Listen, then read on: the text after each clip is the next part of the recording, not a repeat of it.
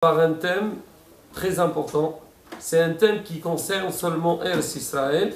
Il n'y a pas cette halakha-là, ce din-là, qui est le din de la Shemitah. La Torah nous dit, c'est que l'homme, il doit travailler sa terre, son terrain, pendant 6 ans, et la 7e année, la Torah dit, la terre, elle doit se reposer. C'est pratiquement la même chose que les jours de la semaine. Six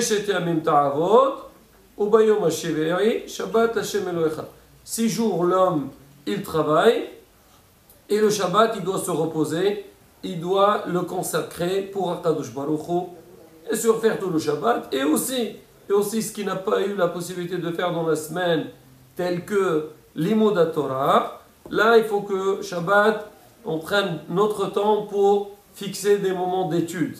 Et aussi, c'est un jour de repos. On se repose, comme ça, Bezrat Hashem. La semaine d'après, on aura. Donc, on reprend une bonne semaine. Et on dit que le Shabbat, c'est la bracha pour toute la semaine. On dit dans les Chadoudi, l'Iqrat Shabbat, l'Echo Venelcha, Kihim l'Eqora Beracha. On va aller vers le Shabbat. Ça veut dire, on va respecter le Shabbat. Et à partir du moment que Shabbat il est respecté, Be'ezrat Hashem, il y aura la bracha pour toute la semaine. Alors, en parallèle, donc, le Inyan de la Shemitah, la Torah nous demande que l'homme, c'est normal, il travaille la terre, voilà, c'est ça pour sa parnassa, mais la 7e année, la terre doit se reposer. On n'a pas le droit de la travailler, elle devient efrer. Il y a beaucoup de halachot sur ce Inyan de l'année de Shemitah. Et donc elle devient à tout le monde, tout celui qui veut, les champs ils sont ouverts et tout le monde peut en profiter. Mais il est clair, quand on entend cette halakha-là, ce din-là, on se pose une très grande question, à comment on va faire? Alors 6 années on va travailler, la 7e année, la terre va se reposer, on n'a pas le droit de la travailler, donc comment on va vivre la 7e année? Il y a aussi la 8e année. Parce que la 8e année, il faut attendre le temps qu'on plante, et après, donc on a la récolte. Alors cette question, la Torah elle-même, elle l'a dite. Alors la Torah dit, si jamais vous allez dire, qu'est-ce qu'on va manger la 7e année? Voilà, on n'a pas le droit de planter, on n'a pas le droit de récolter. Alors Hachem il nous donne une bracha, il nous dit alors moi j'ordonnerai ma bénédiction. Quelle bénédiction? Bashana Hashishit, la 6e année, et la 6e année, la terre va donner une récolte pour 3 ans.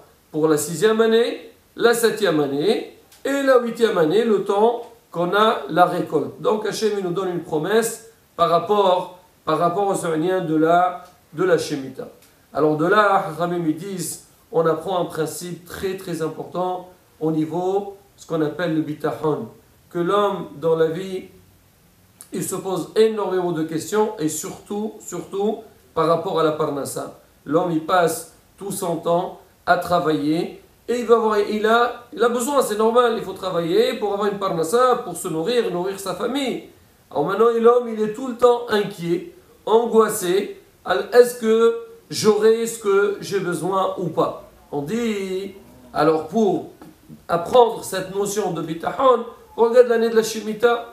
Comment on ne travaille pas la terre la 7e année et on a quand même tout ce qu'on a besoin. C'est un petit peu rabotaille, donc en général, donc ce inyan de la Shemitah par rapport au inyan du bitachon.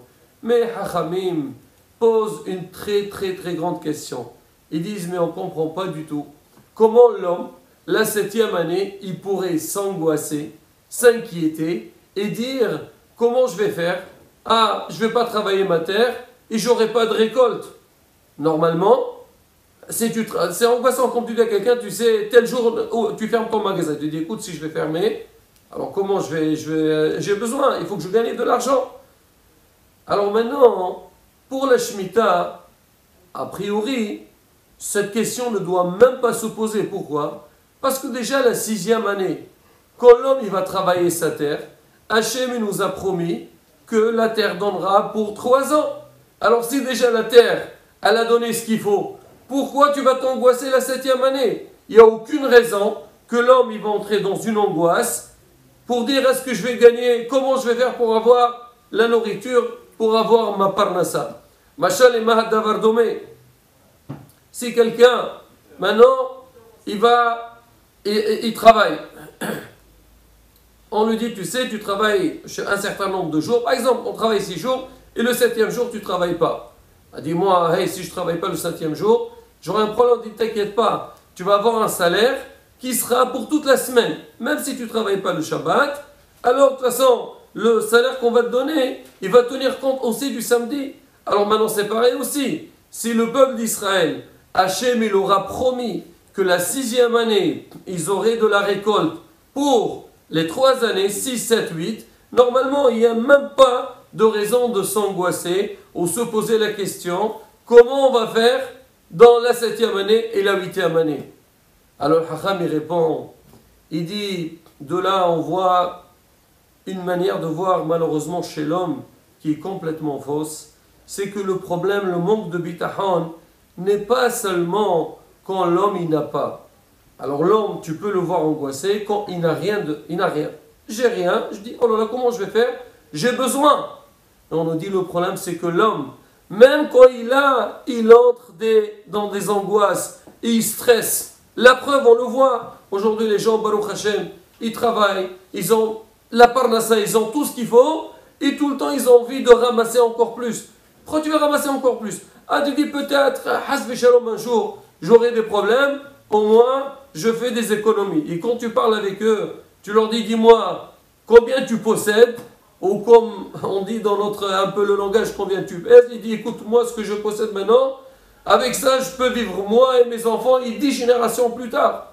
Alors si tu penses que tu as la parnassa, tu as ce qu'il faut pour 10 générations plus tard, pourquoi tu passes ta vie à t'angoisser et chercher, est-ce que je vais réussir, j'aurai la parnassa, j'aurai pas la parnassa?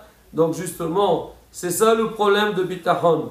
Le problème de bitachon n'est pas seulement quand l'homme il n'a pas. Normalement, à partir du moment que tu as vu qu'Hachem t'a donné, tu dois être tranquille, tu dis Be'ezrat Hachem, j'ai ce qu'il faut, alors j'aurai aussi ce que j'ai besoin.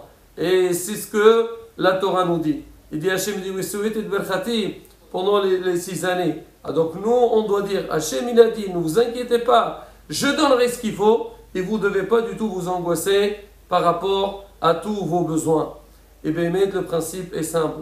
On dit si quelqu'un il veut réussir dans ce lien de bitachon, on dit, le David Amel, il dit dans Tehillim, Hashlech al Hashem yehavcha, veho yechalkelecha. À partir du moment que tu mets tout entre les mains d'Akadosh Baruch Hu, tu verras, tu n'auras aucun problème. Même dans les situations les plus difficiles, même quelqu'un va dire, il est au chômage, ou il a fermé son affaire, il dit, oh là là, comment je fais pour vivre? Ça ne veut pas dire qu'il faut se croiser les bras et dire, bon, je n'ai pas besoin de travailler, et de toute façon, Hachem s'en occupe.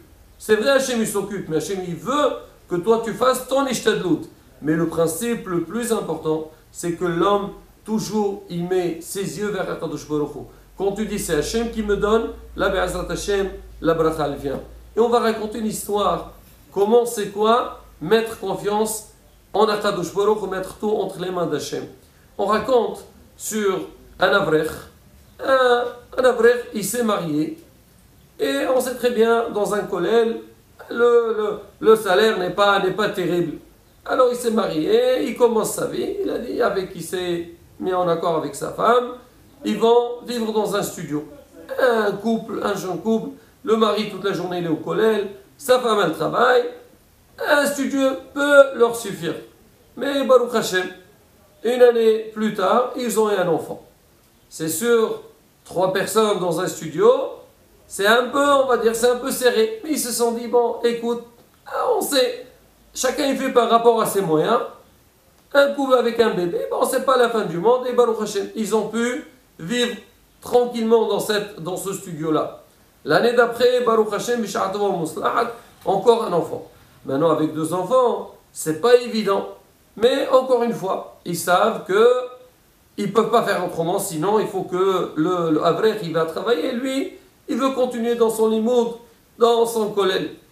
Et Blainara, tous les ans, il y a un enfant qui arrive, et la vie commence à être un petit peu angoissante et difficile. Comment faire? Ils sont arrivés, ils ont eu 4 enfants. 6 personnes dans un studio, c'est pas du tout évident. Alors le Avrech, il va voir son Rab, il dit Rab, je suis dans une situation très très délicate, on est 6 personnes dans un studio, je ne sais plus quoi faire, j'arrive plus à étudier, je suis embêté, je suis angoissé. Le Rav il a dit, tu as fait des filotes pour qu'Hachem te donne une parnassa. Il a dit, j'ai fait ça, rien à faire. Il a dit, écoute, maintenant tu sais, je vais te donner un conseil. Va au Kotel Ma'aravi, va là-bas, on dit qu'au Kotel, Ashrina lozaza misham ya'olam. La Shekhinah, même que malheureusement, le Beth HaMikdash a été détruit, et c'est marqué que Israël galou, Shekhinah galta imahem, même la Shekhinah elle est partie en exil, mais dans le Kotel Ma'aravi, là-bas, il y a toujours la Shekhinah, va faire une tefila, et peut-être tu auras la Yeshua. Il est parti là-bas avec un grand bitachon que Be'ezrat Hashem lui donnera ce qu'il a besoin. Il part là-bas, il commence à faire des tfilotes, il prie, il pleure, mais vraiment des heures. À un moment donné, il voit que quelqu'un lui tape sur l'épaule, il tourne la tête, il dit qu'est-ce que le monsieur? Il dit écoutez, laissez-moi tranquille avec le bon Dieu, j'ai mes problèmes. Il dit écoutez, dites-moi peut-être je peux vous aider. Bon, il lui raconte ça. Il dit écoutez, voilà, il raconte l'histoire, ils sont 6 personnes dans un studio et tout. Il lui dit écoutez, vraiment vous m'avez fait beaucoup de peine. Moi je suis un Américain, je suis venu d'Israël, j'ai beaucoup de soucis dans mes affaires, je suis venu pour prier dans le Kotel qu'Hachem débloque mes problèmes. Et là j'ai envie de faire une bonne action, je vais t'offrir un appartement. Quoi? Il a dit écoutez, pour moi qu'est-ce que ça représente? C'est rien du tout.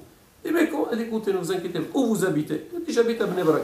Eh bien, écoutez, allez-y à Bnei Brak, l'agence immobilière telle et telle rue, vous allez là-bas et vous allez voir directement avec eux. Il dit, mais comment je... Il dit, écoutez, ça y est, je m'en occupe. Très bien, il était content, il va à Bnei Brak, il entre dans l'agence, il voit là-bas l'agence sur place, bonjour, oui, je viens de là-bas. Ah, c'est vous, très bien monsieur, venez, ça y est, je vous ai préparé votre dossier, venez, on va signer le contrat, voilà, vous avez un appartement, on va dire, il est pour vous, monsieur, prenez les clés, voilà, ça vous appartient, ça y est, c'est signé, vous pouvez être tranquille. Le monsieur, il était tellement content, il a dit, Baruch Hashem, j'ai fait une bonne tfila, Akadosh Baruch a écouté ma tfila, et c'est bon. Alors, la première des choses, il va au collège, il va voir son Rav, il lui dit, écoute, Rav, c'est grâce à vous, vous m'avez donné ce conseil. Et il lui raconte toute l'histoire. Tous les abrechim qui étaient sur place, ils ont vu ça. Ils ont dit quoi? Et quoi, c'est ça? Tu es un bitahon, toi. Tu as la confiance en Hachem. Tu partais au kotel. Hachem t'a donné ce qu'il faut. Et alors nous aussi, on va faire la même chose. Sur le champ, ils ont commandé un bus pour le lendemain. Et tous les abrechim, ils ont dit demain matin, tfila honnête au kotel. Et on va faire la tfila toute la journée. Jusqu'à que l'Américain, il arrive. Très bien, le lendemain matin, ils sont partis et ils ont commencé, ils ont fait une fila. Après, ils se sont mis tout un groupe. Ils prient, marotte et tout ça, ils pleurent et tout, ils demandent. Et à un moment donné, ils voient que tous, on leur tape sur l'épaule. Ils tournent la tête, qu'est-ce qu'ils voient? Ils leur disent Zdaka, Zdaka, vous pouvez me donner de l'argent? Ils sont repartis chez le Rav. Ils ont dit Rav, comment c'est possible? Lui, il est parti, on lui a donné de l'argent. Nous, on est partis, on nous a enlevé de l'argent, on nous a pris de l'argent. Comment c'est possible? Il leur a dit, écoutez, c'est simple. Il y a une grande différence entre vous et lui. Lui, quand il est parti s'adresser à Kadosh Baruch Hu pour qu'il lui donne ce qu'il a besoin. Mais vous, vous êtes parti chercher l'Américain. Alors, vous avez vu ce qu'il peut vous faire l'Américain? Ah, justement, c'est ça tout le Inyan. Le bitahon, c'est mettre tout sur Kadosh Baruch Hu. Première des choses, ne dis pas, oui, moi, Kohev et Ansim a dit, je peux. Bien sûr, toi, tu dois faire ce que tu as à faire. Mais il faut savoir, la première chose, c'est Akadosh Baruch Hu. On le voit dans la vie. L'homme, s'il regarde un petit peu, il regarde son passé. Comment tu as fait jusqu'à maintenant? Baruch Hashem, il t'a donné tout ce qu'on a besoin. Là, de la même manière, comment dire, Misha'ana lavotenu, celui qui a répondu nos ancêtres, Ya'anenu, nous aussi, il va nous répondre. Et bien, Zat Hashem compare avec ce principe. La Ebonesh Shriman Akadosh Baruch Hu, Be'ezrat Hashem, Hashem nous donnera tout ce qu'on a besoin. Amen. Kine Rasson. Shabbat Shalom.